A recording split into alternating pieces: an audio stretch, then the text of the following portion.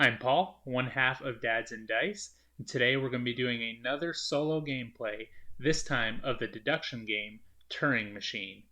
Turing Machine is the punchboard computer. It is straight deduction. You're going to be making proposals of 3-digit numbers. You're going to be checking them against verifiers, all to see if you can get the number. And on top of that, we're going to see if we can beat the machine. Let's head over to the table. We'll get it set up.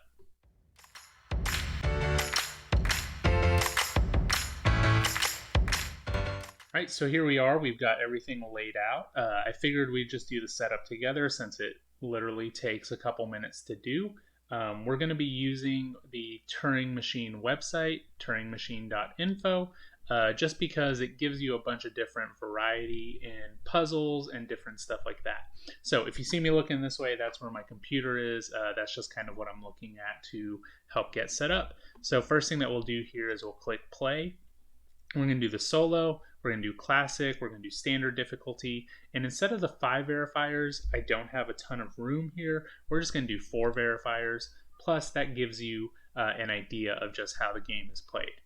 So we'll go ahead and generate the code here.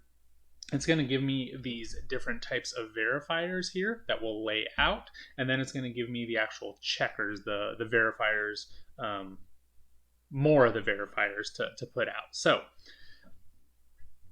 first one that it's looking for is number 1, and 1 is just verifying what 1 is. So is blue 1 or is blue greater than 1? The next one is number 10 here, and this is verifying the number of 4s in the code. So are there 0 4s, are there 1 4, 2 4s, 3 4s? How many 4s are in the actual code? Next up we have number 15. And 15 is verifying which number is the biggest. So is blue bigger than the other 2? Is yellow bigger? Or is purple bigger? And then finally, we have number 21 here. And 21 is checking to see if there are pairs or not. So there is a pair, there is not a pair. And that is all of the verifiers there. Now we're going to actually get the papers that go behind the checkers. And we're going to be looking at the purple number here. So you'll see that there's 4 different colors. There's green, yellow, blue, and purple. So we're looking at purple. I have these 4 pulled off kind of to the side. And none of those are them. So we'll put those over here. And we will look for these here. So 527 is A. There's A. 633 is B. 684 is C, and then the last one is 667 is D. All right. And now normally whenever you have these, if you're playing with other people, you would mark off what letter it corresponds to. Since I'm playing solo, I'm going to remember which one I took, so I'm not going to mark those or anything like that. But there we go. We've got everything set up. Let's go ahead and minimize this for now so that we can just kind of see the screen. And we're going to go ahead and get started here with Turing Machine.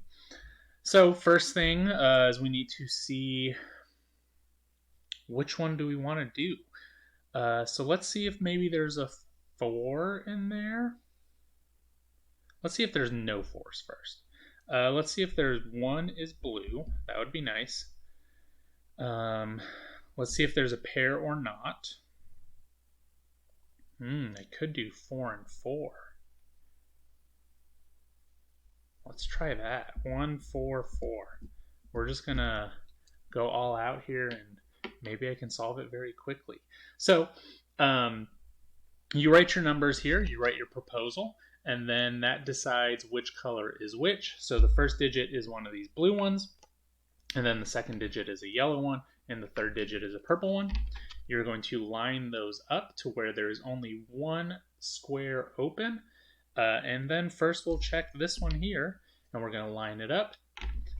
We're checking to see if 1 is equal to, or if blue is equal to 1. And I got a check mark. So blue is equal to 1. And that was A, so blue is equal to 1. Very lucky first guess. We'll put that there. And then we're using our same proposal here. And we're going to check to see how many 4s are in the code. We will go here. So there is not 2 4s. I did not get lucky enough for that one. So that was B. There is not 2 4s. Okay. So I know this one is there. There's not 2 4s. And then lastly, we're going to check to see, well, blue is obviously not the largest. It's the smallest. Let's check this one. Let's see if there are any pairs at all. So I do have a pair here. So we're checking to see if it's a pair. And I got a check mark. So it is, there are 2 pair, or there is a pair. So pair. All right, well, I know it's not the 4s because there's not 2 4s in the number. There's actually no 4s in the number because 1 is blue.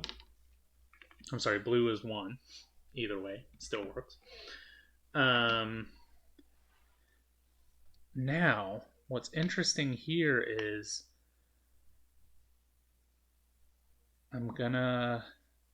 which one is larger? There isn't a larger one because there can't be. So what would the pair be? There's not 2 4s. There is a pair. Yellow is larger than blue and purple. Which color is numbered? Oh, maybe. Oh, the pairs don't have to be next to each other. I wonder if it's 1, 1.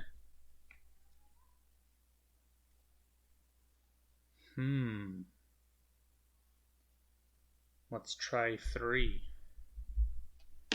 So 1, 3, 1. Maybe there is 1 4.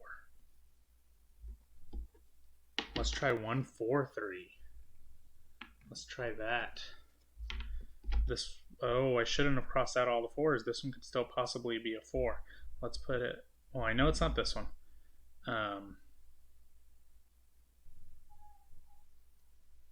It could be a 4 here. This one could be a 1 because it's not pairs of 4s. Let's see. We're going to check to see if there's 1 4. There is 1 4. There we go. So there is 1 4, which tells me that my code, this was going to be a 4 here. We changed it at the last minute. And there's a pair, so that means it has to be the 1s, and this has to be the 4. So we're going to go ahead and check to see if that is our code. I got a plus on B. I'm sorry, not a plus, a check mark. And so we're going to see if 141 is the correct number. So again, we'll go ahead and open up this window, and we're going to test the solution. We are going to test 141. Now again, I know that blue is equal to 1. I got that on my first test. I knew that there was not 2 4s, and I knew that there is a pair. Okay. On my second one, I checked 141, and I got that there is 1 4. So with that being said, there having to be a pair, there had to be 2 1s, and there has to be 1 4. So we're going to verify here, and congratulations, that is the correct code. Awesome. So that's the fun in the game there. Now let's push it a little bit more, and let's see if we actually beat the machine. So did I beat the machine? So for round 1, I got a check mark, I got an X, and then I got another check mark. I added around. I only asked one more question. And then did I beat the machine? Congrats, I beat the machine. So I did it in 2 rounds, 4 questions, and the machine did it in 2 rounds, 5 questions. So I got it 1 turn faster than they did. Awesome. So that was how you play Turing Machine. Let's go ahead and go back to the other screen, and we'll talk a little bit more of what I thought about the game. All right, so here we are after that game of Turing Machine. This is one that I just recently got. I actually got it for Father's Day. It's a game that I very, very much enjoy. It's just fun, straight deduction, Plays great solo. Took me less than 10 minutes to play that last one.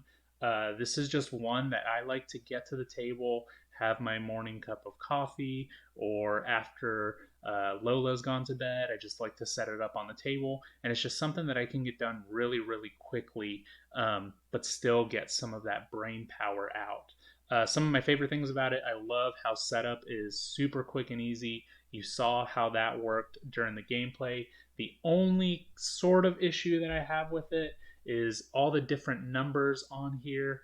Um, I'm sure there's a reason why there's 4 different ones on there, but I feel like it could have just as easily been numbered 1 through whatever.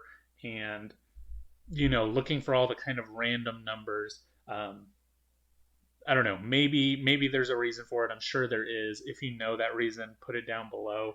But just looking for the specific cards can take a little bit of time, um, but not too much.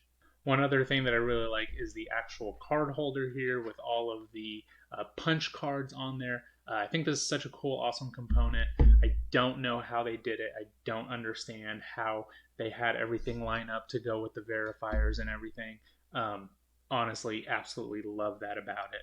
But Turing Machine, like I said, it's just a straight deduction game. If you like games like The Search for Planet X or Cryptid, if you like the actual deduction part of it, I can't recommend this one enough.